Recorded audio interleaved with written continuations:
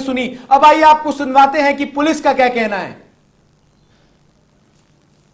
लोग हैं, लेकिन दिल्ली से गाजियाबाद के कई और बॉर्डर हैं जो टच होते हैं, तो उन सभी बॉर्डरों पर बैरियर्स के साथ ड्यूटियां लगाई गई हैं। चूंकि यूपी गेट पर आने की संभावना ज्यादा है, इसलिए यहां पर और ज्यादा फोर्स लगाई गई है और हम लोगों का प्रयास है कि किसानों को यूपी गेट पर ही रोक करके उनसे हम लोग वार्ता करके और यहीं पर उनका जो आंदोलन है, उनकी जो बातें हैं, उनको ज्ञापन के रूप में हम लोग लेकर के उसको आगे भेज दें। सर, दिल्ली पुलिस से अभी आपकी क्योंकि बात चल रही थी, तो क्या कुछ रणनीति आगे की तय हुई है? खासकर टकराव ना देखने को मिले, ये बहुत बात इम्पोर्टेंट है।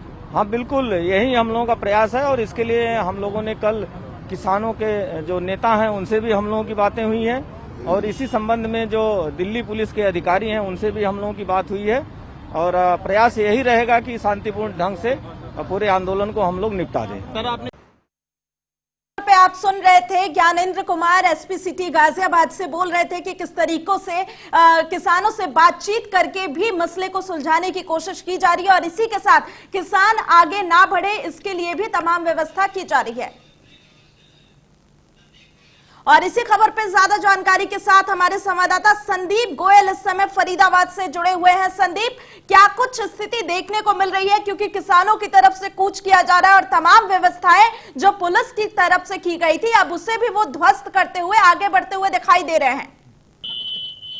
जी बिल्कुल, जिस तरह से कृष्णा कल देर रात से किसान लगातार कूच कर रहे हैं दिल्ली की ओर, पंजाब का किसान हो, राजस्थान का हो या फिर यूपी का हो, हरियाणा का किसान हो, तमाम जो अलग अलग राज्यों से जो 500 के करीब जो संगठन किसानों के हैं वो दिल्ली पहुंचेंगे और दिल्ली अब पहुंचते हुए नजर आ रहे हैं। अंबाला से जो लगातार निकल रहे थे, करनाल में उन्होंने डेरा जमाया और अब जो दिल्ली सिंधु बॉर्डर पर जो पुलिस की तैनाती है वहां तक पहुंचने वाले हैं। तो ये सारी स्थिति कहीं ना कहीं सरकार के लिए चिंता का विषय हुई है और किसान ये बात साफ कर दे रहा है कि उसको जो है बलि अगर देनी पड़े तो वो बलि देने से भी नहीं चुकेंगे। संदीप, किसान पहले ही कह चुके हैं हमें जहां रोका जाएगा हम वहीं प्रदर्शन शुरू कर देंगे।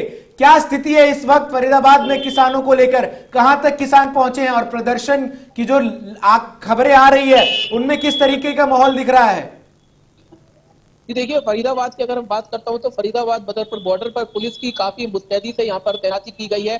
1200 करीब पुलिसकर्मी की जानकारी यहाँ पर सामने आ रही है कि 1200 पुलिसकर्मी लगाए गए हैं। अलग अलग जो पुलिसकर्मी है वो यहाँ पर डटे हुए हैं, वाटर कैनन से लेकर अलग तमाम तरह की वो चीजें हैं कि किसान यहाँ पर ना पहुंच सके। हालांकि इससे पहले किसानों ने यहाँ पहुंचने की कोशिश की थी। कुछ किसान चंद करीब उनकी संख्या 100 से 200 बताई गई थी, उनको पहले ही पुलिस ने जो है गिरफ्तार कर लिया और पुलिस अपने जो है साथ लेकर उन्होंने जो है थाने में ले गई और वहां बिल्कुल। लेकिन संदीप, जिस तरीके से उम्मीद जताई जा रही थी कि ये जो प्रदर्शन है ज्यादा उग्र नहीं होगा, क्योंकि किसानों की तरफ से कहा गया था कि वो किसी भी तरीके की हिंसा नहीं करना चाहते और वो शांतिपूर्ण तरीके से ही प्रदर्शन करेंगे, दिल्ली का कूच करेंगे और अगर उन्हें रोका गया तो वो शांतिपूर्ण तरीके से वहीं पर बैठ जाएंगे। लेकिन जो अभी तस्वीरें देखने को मिल रही है उसमें स्थिति चिंताजनक होती हुई नजर आ रही है।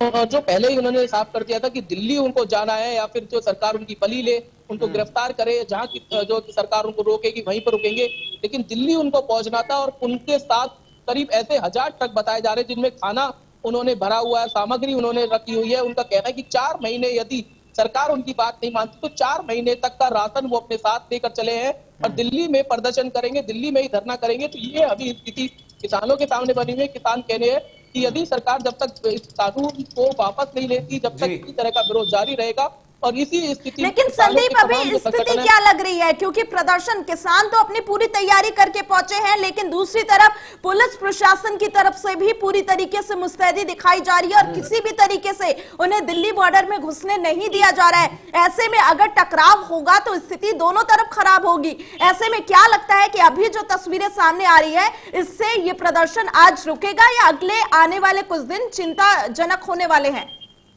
बिल्कुल, जिस तरह से किसान लगातार बार बार अपील कर रहे हैं, तमाम जनता से कर रहे हैं, किसान संगठनों से कर रहे हैं, तो किसानों की संख्या इस समय ज्यादा है। और पुलिस की जो बात करूं, पुलिस लगातार जो दावे कर रही है अलग अलग बॉर्डरों की, उन पर करीब 1000 से 2000 लोगों जो पुलिसकर्मी तैनात किए गए हैं। सिंधु बॉर्डर इस समय सबसे मुख्य केंद्र बना हुआ, हरियाणा के जो सोनीपत से जुड़ा हुआ है, वहां पर सबसे ज्यादा किसानों के पहुंचने की जो जानकारी मिल रही है, वहां पर करीब 1500 पुलिसकर्मी तैनात किए गए हैं। अलग अलग जो है सिक्योरिटी फोर्स वहां पर तैनात की गई है, लेकिन संख्या किसानों। संदीप, आप फरीदाबाद बॉर्डर पर हैं। फरीदाबाद बॉर्डर सीधे तौर पर दिल्ली में आने के लिए एक सीधा रास्ता है किसानों के लिए।